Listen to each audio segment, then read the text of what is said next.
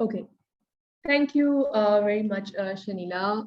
Hello, everybody, and welcome to the regional talk session. Uh, I suppose this is the 13th regional talk session that we are conducting. I am Samana Qasim, and I work at the USAFU Pakistan-U.S Alumni Network as an alumni outreach officer. Thank you for joining us. We have this diverse group of individuals from Pakistan, Nepal, have you all here. We have our Cultural Affairs Officer at the US Embassy Nepal, Ms. Sarah Knight. I would like to welcome her and thank her for her participation.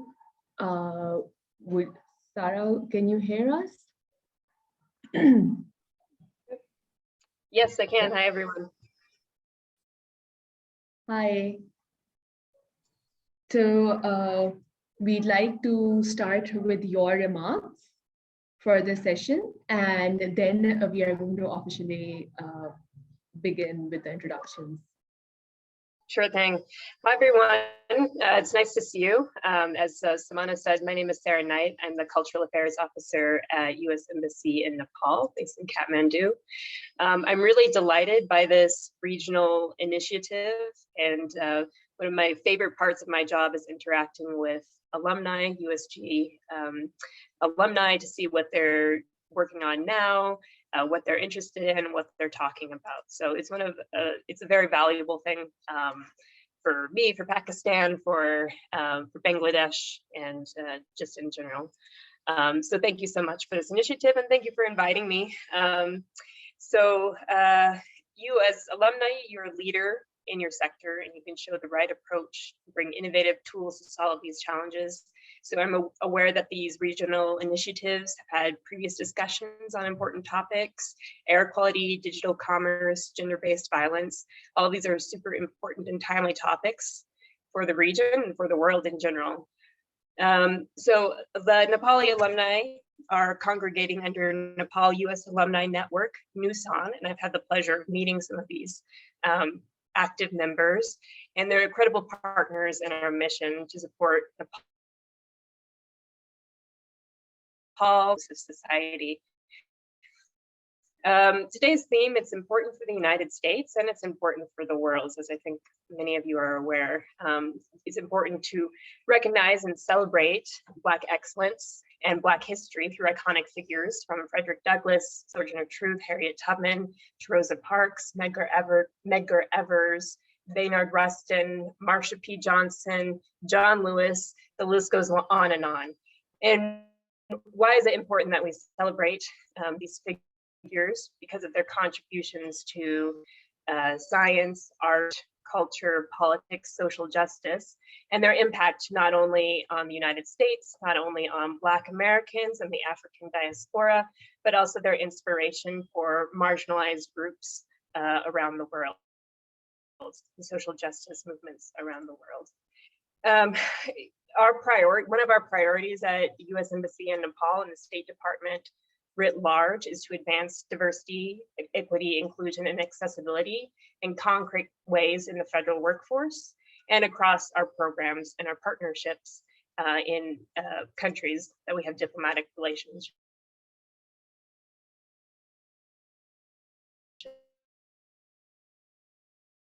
Alumni come to address issues that promote creating mutually respectful society, a society that is supportive of one another, and a community that we can rely on others to succeed and move ahead. So that all to be said, I want to thank all the regional missions for the continued partnership. I really want to thank our alumni coordinators, Sohan from Bangladesh, of course, Sijanji from Nepal, Wasim and Usman from Pakistan, for organizing and coordinating these dialogues. And thank you so much to the alumni networks. And I'll head it back over to you, Samana. Thank you so much for moderating this discussion as well. Thank you. Thank you so much, Sarah, for your amazing words and your insight. Thank you all the regional alumni coordinators for making this talk happen. I would like to start with your brief introductions. So let's start with Muntasir. I am sorry if I am pronouncing it wrong. Please correct me. No, This that is was for perfect. everybody. That was perfect, Mundasir, yes. Hi, everyone. Thank you for inviting me. I did my master's in the University of Illinois, class of 2017, under Fulbright Foreign Scholarship Program. I have been working in the development sector in Bangladesh since 2009, right after my graduation. So it's been 8, 9 years in development sectors. I've worked in project management, research, impact evaluation research. Currently, I'm working as the program lead for a consulting firm in Bangladesh. Also, aside in my personal time, I work as the chief of staff of a platform that I am also a founding member of, which is called Shoyong. It's a storytelling platform which aims to dismantle social injustice issues in the form of storytelling.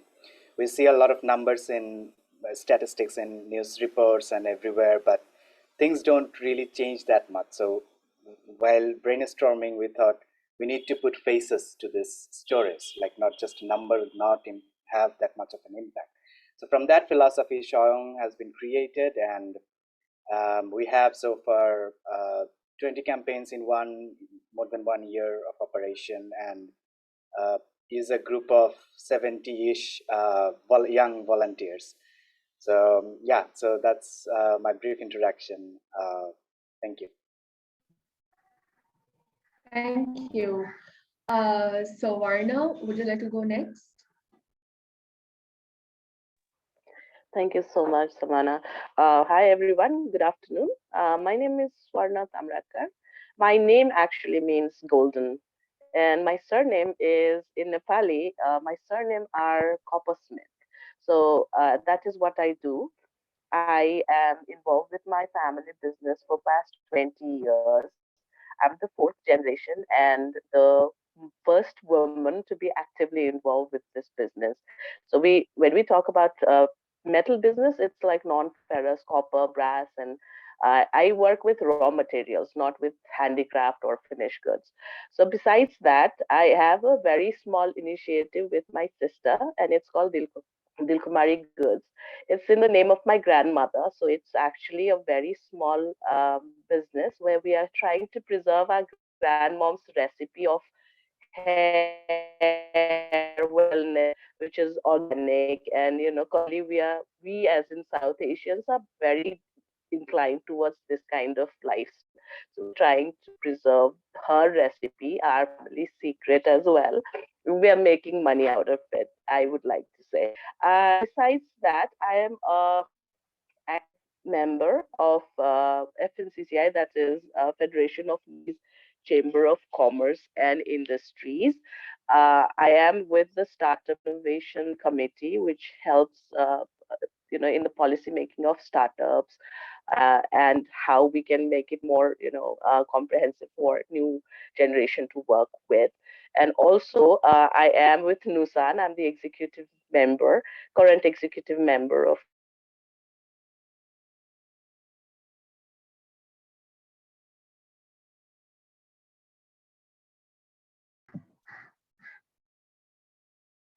Nusan, and Swarna, are you there? yes, I'm Yeah, back. I'm sorry, the network is kind of fluctuating. that's Am I okay. audible? Yes, yes, you are. So yeah, that's about it. I think like I was saying, I think the last thing I said was I'm the executive member of NUSAN, that's Nepal-U.S. Alumni Network. And my latest obsession is Waddle right now. And yeah, that's about it. Thank you so much.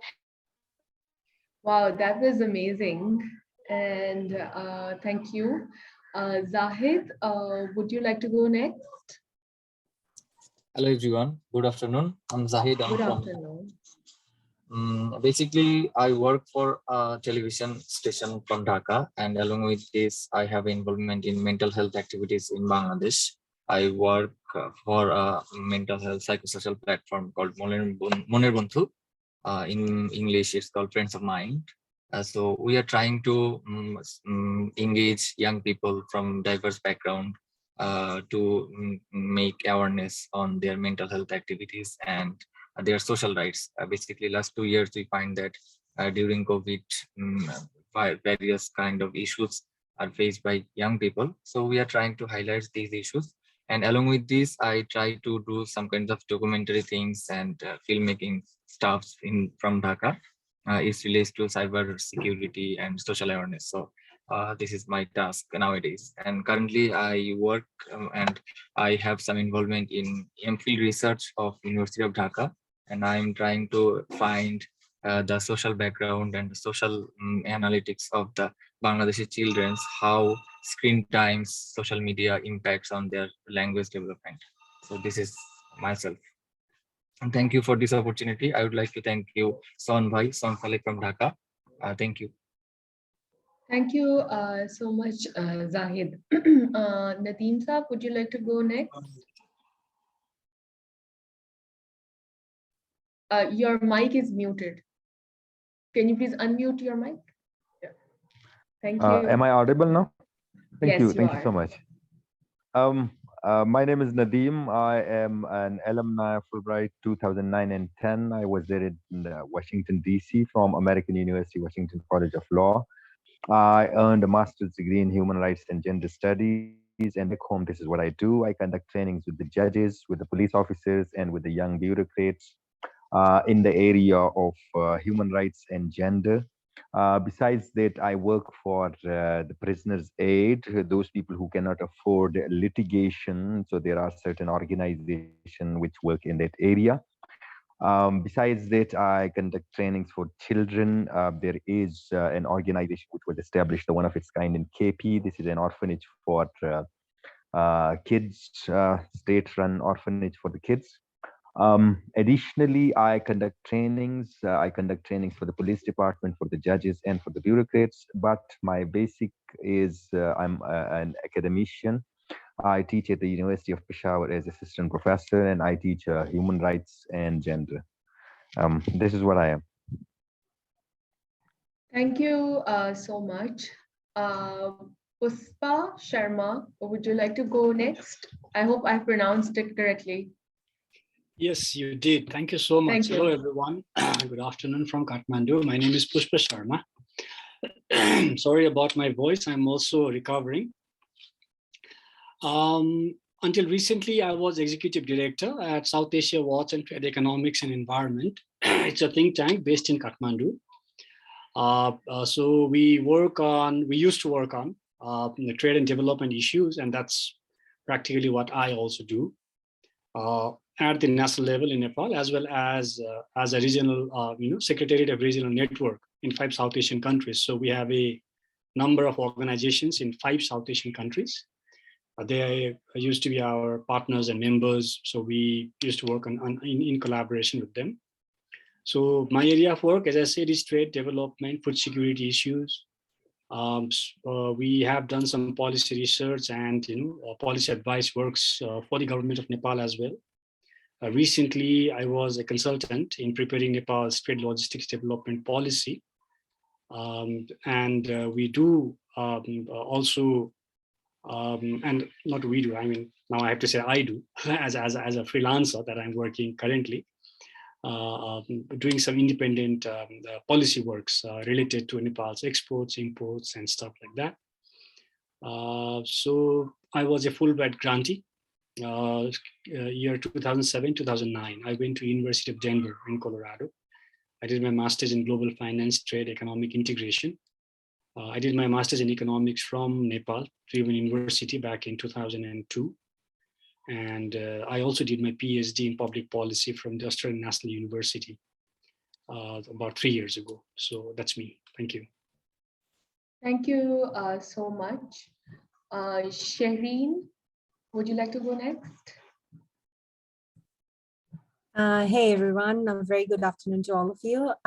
Thank you so much for inviting me to this program. And thanks to Sohan Bhai and, of course, Shahid Bhai. And I have been to the US SUSI program as a student exchange in 2011. I went to Oklahoma University and studied mass media and communication in Gaylord's College. So I did my master's in English literature from University of Dhaka. And then I did another master's under Erasmus Mundus Scholarship, and that was on gender studies and women and gender studies. So right now I'm working as an assistant professor in Jagannath University, and I'm also working as a publication and volunteer management lead in GenLab. So basically what I do is I do work with my students, of course, and in GenLab I do work with the programs that are based on gender and that deals with the issues of intersectionality and inclusivity in our society.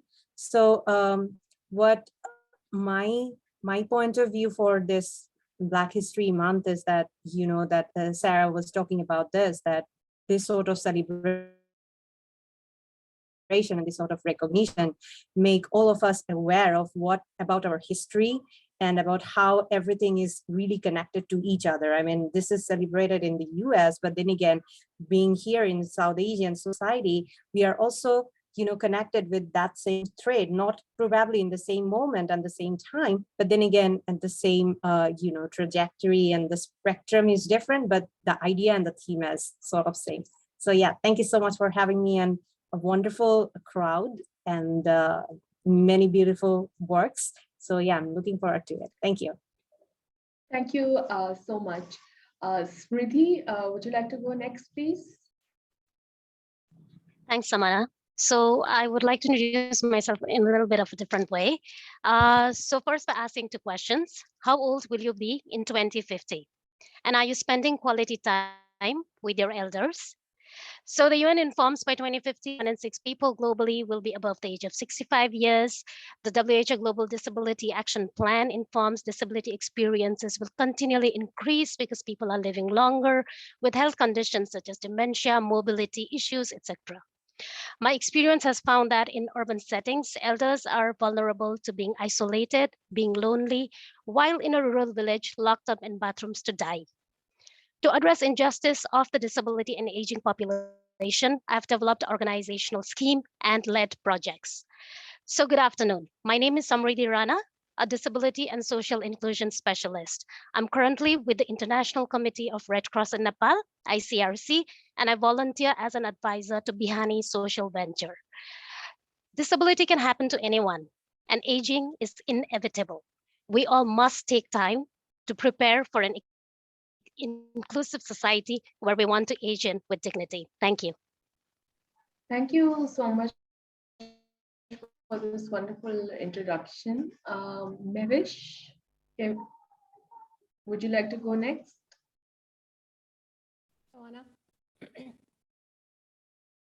My name is Mehwish Maria. I'm working with UNICEF Pakistan office as a child protection officer. And I have studied development studies from the University of Melbourne, Australia in 2010-11. And currently I'm leading a portfolio on civil registration and vital statistics, which has a mandate to register children and give them right to identity, because in Pakistan we have only 42% children registered, and there is an invisibility scandal, if you have read that paper on that. So a lot of people in South Asia, especially in Pakistan, are born and died, but they are not recorded in any government documentation. So I'm working on that. And I've recently completed a program called Digital Birth Registration in Pakistan. I was leading for the Sindh province in that, where children were registered through using smart and digital technologies. Since COVID has arrived, I'm also leading a portfolio on mental health and psychosocial support for UNICEF for the emergency COVID response programs. So under that, we have started a telepsychiatry service for rural population or people from far-flung areas to be connected with the qualified counselors and psychiatrists So these are some of the things that I'm right now doing, and I'm planning to do a PhD in gender and climate change. So I will be enrolling soon, in a month or so, at the Auckland University in New Zealand. And I'm an IBLP alumni from 2019. I went on a marginalized communities program there. That's all from my side. Thank you. Thank you so much, Mavish, and all the best to you. Can we all have a group photo now? If you all can open your cameras. And Shanila? Thank you so much, Samana, for the announcement. Let's wait for 10 seconds or so that those who still have their videos in the off mode can turn on their cameras. Okay. And then after the group photo, one by one, we can talk about your experience and the topic today, and what is your contribution, and what is your experience regarding that. Perfect. Thank you so much, Samana. So I can see 12 faces on the screen, and for the others, I'm assuming that they don't want to be part of the video or they have joined the session as observers. So on the count of three, please. 1, 2, 3. Perfect. I just need to take one more picture just to have one backup with me. On the count of three, please. 1, 2, yeah, now you can see Sian as well. On the count of three, please. 1, 2, 3. Perfect. Thank you so much, everyone, for your time. Let's get back to our discussion. Over to you, Samana. Thank you, Shanila. Thank you so much. Thank you, everybody, for your wonderful introductions. There is such good energy that I'm feeling around all of you. And thank you for being active alumni and participating in the talk. I would like to start with Puspa, keeping in mind your experience and your trade experience in trade and development. Shed some light in what issues do you face, and what are you working, and how are you working about? If anybody has any questions, you can raise your hand, or if you want to participate in the discussion, you can raise the hand, or you can write it down in the chat box, and we'll take it from there. Thank you. Thank you. Thank you, Samana. Thank you for inviting me first, putting me on this spot. When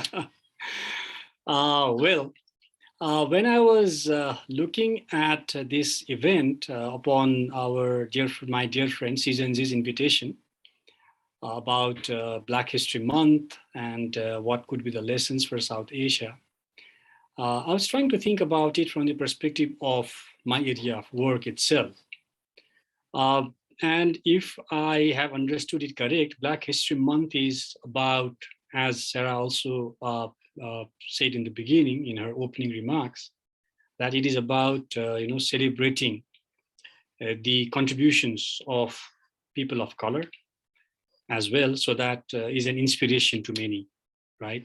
It's not only about talking about discriminations always, but also about showcasing what has been achieved, what people have contributed, so that there is a kind of an encouragement to many others to make that kind of contribution. Looking at our countries from this perspective, of course, like I think Sherin said in the beginning, that South Asian countries, we might be homogeneous. But looking at it from another perspective, I think we are heterogeneous as well. If you look at Nepal itself, looking at the diversity that we have in terms of race, in terms of caste, ethnicity, language, and all, there is a lot of heterogeneity. And this also has been an issue that has bred contentions among the people itself, and how to go about making things inclusive for all. Looking at our recent development, Nepal's recent development, at least on paper, if we look at it, whether you look at Nepal's recent constitution, or even some of the developments before that, some efforts have been made, and some achievements have been made in terms of making trying to make the society inclusive in some way. I was looking at one of the reports that was on the Inclusive Development Index. And that was quite fascinating to see that Nepal ranked 22nd out of the emerging countries. The countries are classified into 3 groups in that index, as advanced countries, into 2 groups, advanced and emerging. And Nepal was 22nd, and that was ahead of all the countries in South Asia. Of course, we have to look at the various nuances, look at the various indicators that have been taken in terms of developing this index. But what this suggests is that perhaps there is some progress being made, at least on paper, where we are progressing. But if you look at on the ground, of course, there is a long way to go. And there are things that need to be addressed.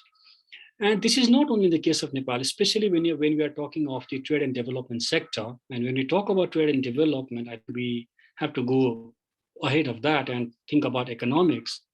Globally, if you look at the economics profession, if you look at the trade and development sector, you'll find, especially when we look at, I cannot tell about the racial kind stuff, but if you look at the gender from a gender perspective, there are very less women, right? Look at the Nobel Prize in economics. How many women so far have received it? Just 2, right? If you look at the economics department in universities, if you look at the research organization, the think tanks, very less women are represented. And the same thing that I used to experience when I was leading this organization until recently. You call for applications, how many would you receive from women candidates? Very little, very little. So, and there is a dilemma. What do you do? Because on the one hand, you're looking for quality because you have to deliver at the end. And on the other hand, you are also trying to, make that balance. So there is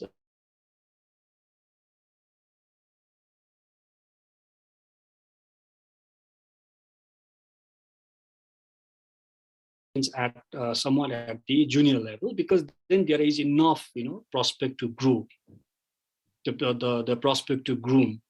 But if you're looking at senior positions, and that is where the problem lies, you don't see many people in senior position, many women in senior positions in this profession, and that is where the problem lies.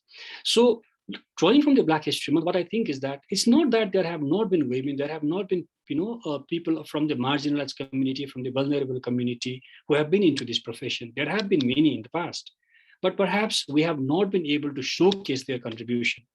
We have not been able to celebrate what the contribution that these different people have made. Take the example of Eleanor Ostrom, and one of her case studies was based on Nepal. Her contribution to economics was about the commons, and she had studied Nepal's community forestry. So there are these examples, and there are in policy making, in economic policy making, there have been people from marginalized other communities, but I think these kinds of stories have not been taken forward to a very large extent. So I think in order to make this move forward, perhaps there is a need to celebrate these achievements in terms of telling these inspirational stories to very young people, even from starting from school, and making them have that choice about, okay, what would you want to study, what would you want to become in the future? Because that is something I think that is lacking. Because if I recall as a student back in school, we didn't have any sort of that information, where you would want to go and why would you want to go in that direction, right? So to make that change, perhaps we have to begin at a very young age. We have to give that at a very young age, so that we might not have to celebrate these kinds of Black History Month. I was also reading some of the arguments for and against the Black History Month. Some academics saying that, why would you want to celebrate Black History Month? Black history is part of American history. It's not only a month that you celebrate Black history. It has to be an ongoing thing, right? So perhaps we have to have that kind of an approach to these kinds of issues.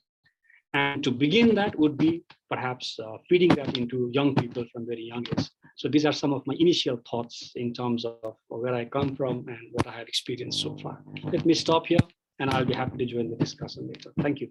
Thank you, Samana.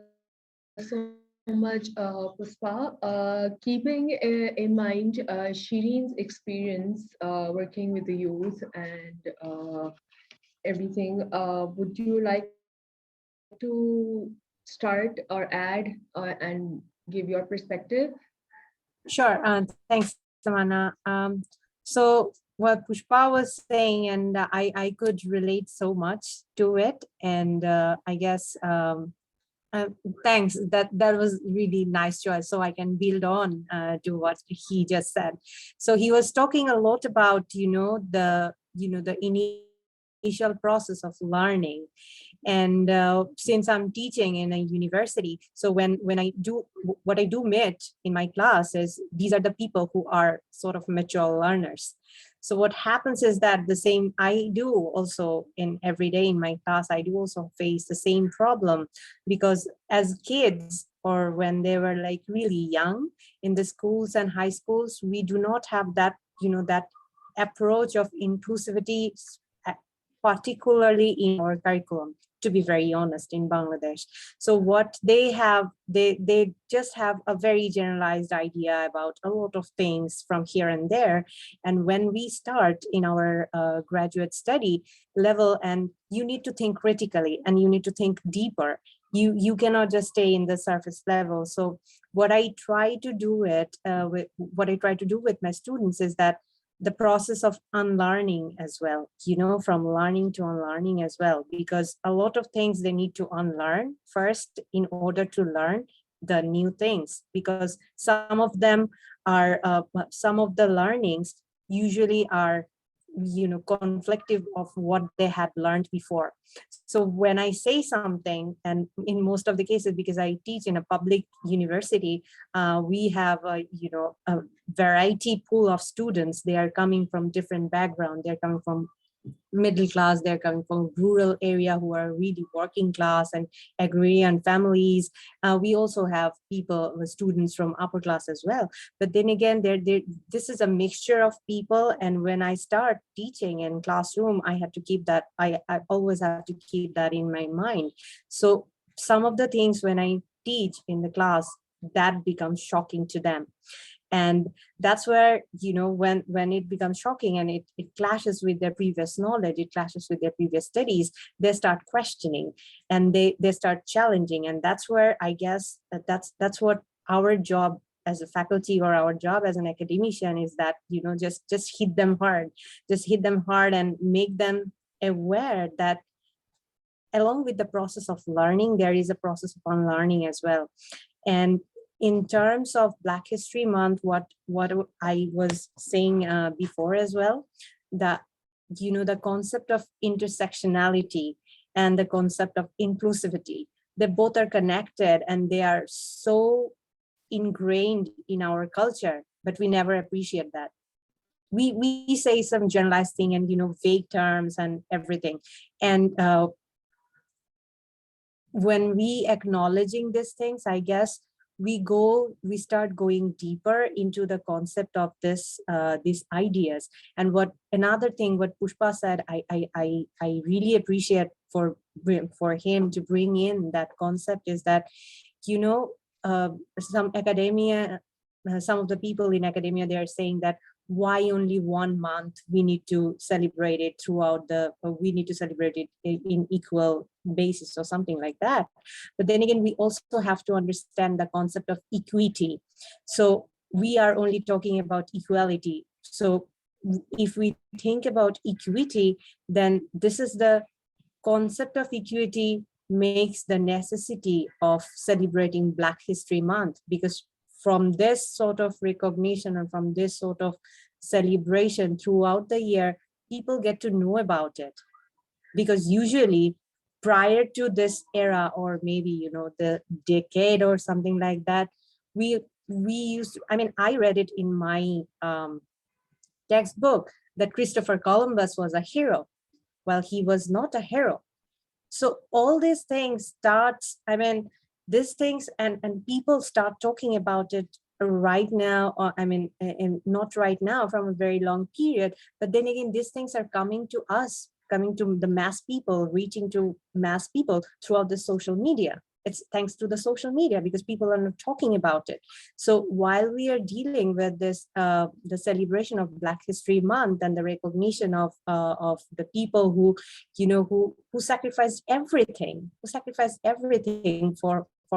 for the state, for the nation, for the African American people, and they never negotiate or never compromise with anything, because they wanted to have their own identity as an African American, in their American soil.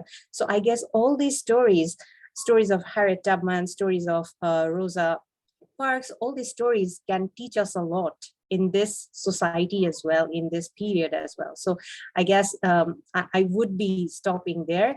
So I guess all these things can teach our students and us a lot through the process of, the simultaneous process of learning and unlearning. So yeah, thank you.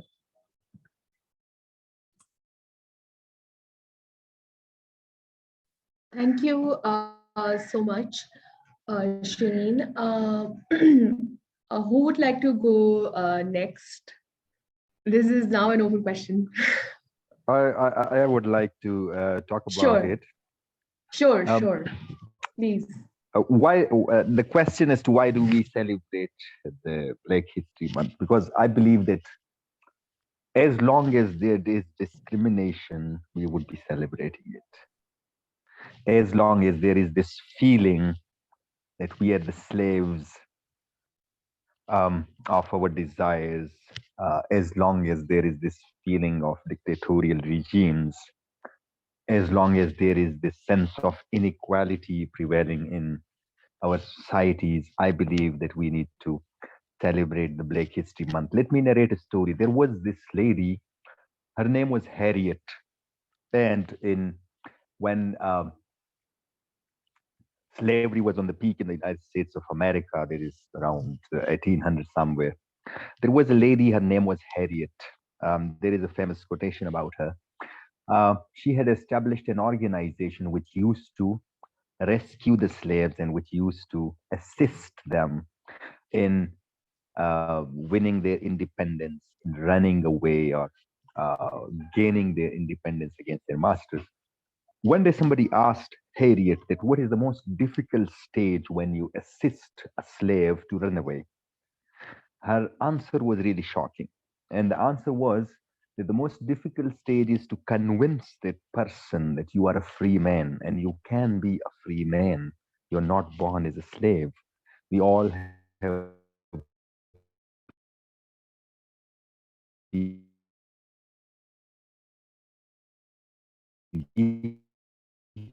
one with the officer them a very simple and get and then background situated and I think in sex business and they said that we are usually from the conflict hit areas. So people from the conflict hit areas, and then there is this push factor, like the underdeveloped countries, they have all the push factor, which encourages them for the developed countries where they have all the pull factor, like they have good sense of security, higher standards of education, daily wages are much higher, and there is a good employment opportunity. So the people fall into the hands of these traffickers, and ultimately they end up as slaves in forced labor. So many people asking that why do we celebrate Black history? There are so many reasons, not just one. As long as there is discrimination, as long as there is no gender equality, as long as there is no rule of law, as long as there are dictatorial regimes, as long as there is the refugee crisis, as long as there is the trafficking problem, we would have to, one way or the other, discuss the Black History Month, because these are all same circumstances because of which a nation was established and a nation had their independence against the ruling elites of that era. This is what I wanted to add to it. Thank you so much, Nadine.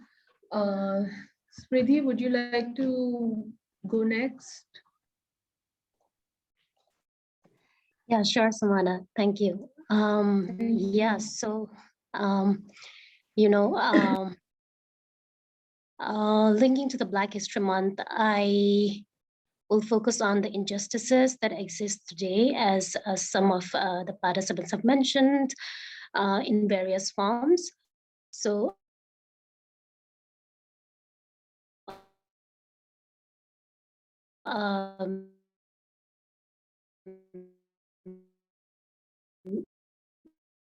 you know, happening today in the modern world is elder abuse, because that violates exercise of democratic rights among older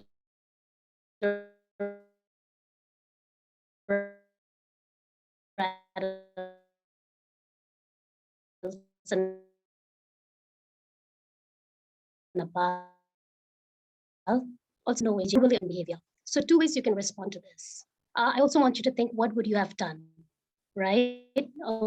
One day somebody gives you a hug,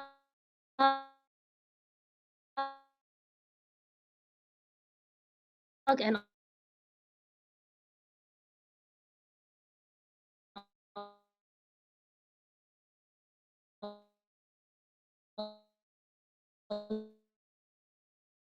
all of a sudden, an elderly patient